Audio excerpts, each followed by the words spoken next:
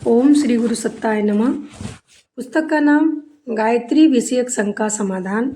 लेखक पंडित श्री राम शर्मा आचार्य। गायत्री उपासना के संदर्भ में कई प्रकार की शंकाएं उठते रहती है। इनका उपयुक्त समाधान न मिलने से जिस तिस द्वारा बताए गए भ्रांत विचारों को स्वीकार करना पड़ता है। समय समय पर प्रस्तुत की जाने वाली शंकाओं में से कुछ का समाधान अगले पृष्ठों में प्रस्तुत है। शीर्षक गायत्री एक या अनेक। गायत्री महामंत्र एक है। वेद माता भारतीय संस्कृति की जन्मदात्री आदि शक्ति के नाम से प्रख्यात गायत्री एक ही है। वही संध्या वंदन में प्रयुक्त होती है।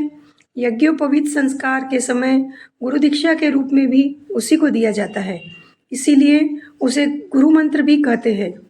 अनुष्ठान पुरस्चरण इसी आदि शक्ति के होते हैं।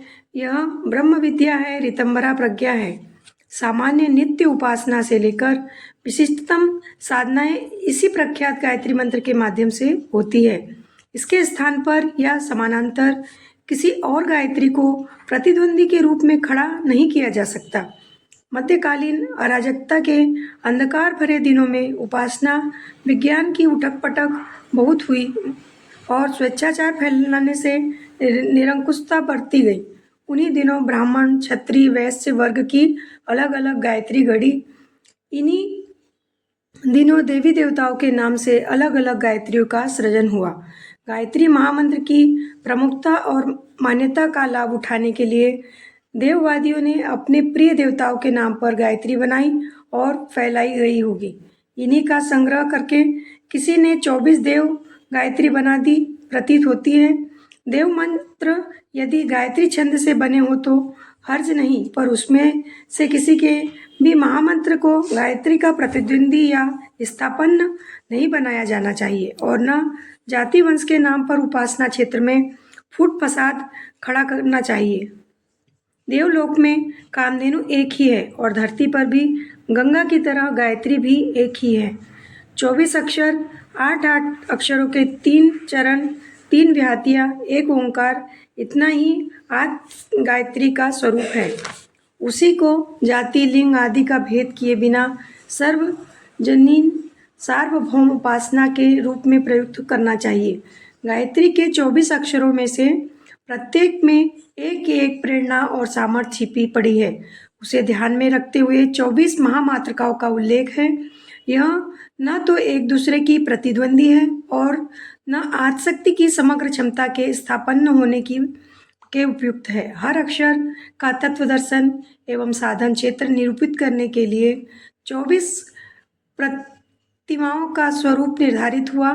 यह एक ही तत्व के भेद उपभेद को एक एक करके समझाने और एक एक चरण में दिव्य सामर्थ्यों का रहस्योद्घाटन करने की प्रक्रिया भी है।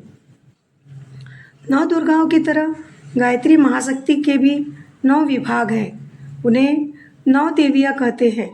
इस विभाजन को अध्याय प्रकरण के तुल्य माना जा सकता है।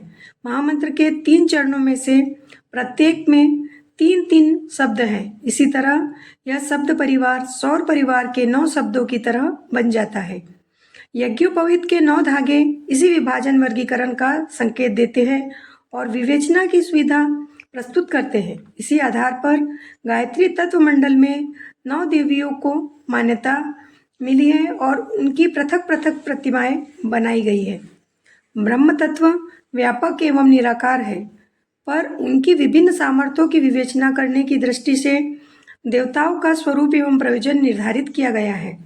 गायत्री के 9 शब्दों की 9 देवियाँ, 24 अक्षरों की 24 मातृकाओं की प्रतिमाएं बनी है। यह एक ही महाशक्ति सागर की छोटी बड़ी लहरें हैं। इस भिन्नता में एक भी एकता का दर्शन है। अंग अवयव को मिलाकर काया बनती है। आदि शक्ति की प्रेरणाओं, शिक्षाओं, सामर्थ्यों, सिद्धियों का निरूपण ही इन प्रतीक प्रतिमाओं के अंतर्गत हुआ है। अतएव गायत्री एक ही है। प्रतिमाओं में भिन्नता होते हुए भी उनकी तात्विक एकता में अंतर नहीं आता। गायत्री एक मुखी, सावित्री पंचमुखी है। गायत्री आत्मिकी और सावित्री भौतिकी है। एक को रिद्धि और दूसरे को सिद्धि कहते हैं।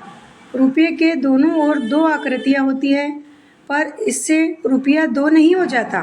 गायत्री और सावित्री एक ही तथ्य की दो प्रतिक्रियाएं हैं। जैसे आग में गर्मी और रोशनी दो वस्तुएं होती है, उसी प्रकार गायत्री सावित्री के युग्म को परस्पर अविच्छिन्न समझना चाहिए। त्रिकाल संध्या में ब्रह्मी, वैष्णवी, सांभवी की तीन आकृतियों की प्रतिस्थापना की जाती है। अन्यान्य प्रयोजनों के लिए भी उसकी अन्य आकृतियां ध्यान एवं पूजन के लिए प्रयुक्त होती हैं। यह कलेवर भिन्नता ऐसी ही है जैसे एक ही व्यक्ति सैनिक, मिस्त्री, खिलाड़ी, तैराक, नट, दूल्हा आदि बनने के समय भिन्न भिन्न बाह्य उपकरणों को धारण किए होता है, भिन्न मुद्राओं में देखा जाता है। उसी प्रकार एक ही महाशक्ति विभिन्न कार्यों में रहते समय विभिन्न स्वरूपों में दृष्टिगोचर होती है। यही बात गायत्री माता की विभिन्न आकृतियों के संबंध में समझी जानी चाहिए। ऑडियो समाप्त। अगला शीर्षक देखने के लिए अगला वीडियो देखिए। धन्यवाद।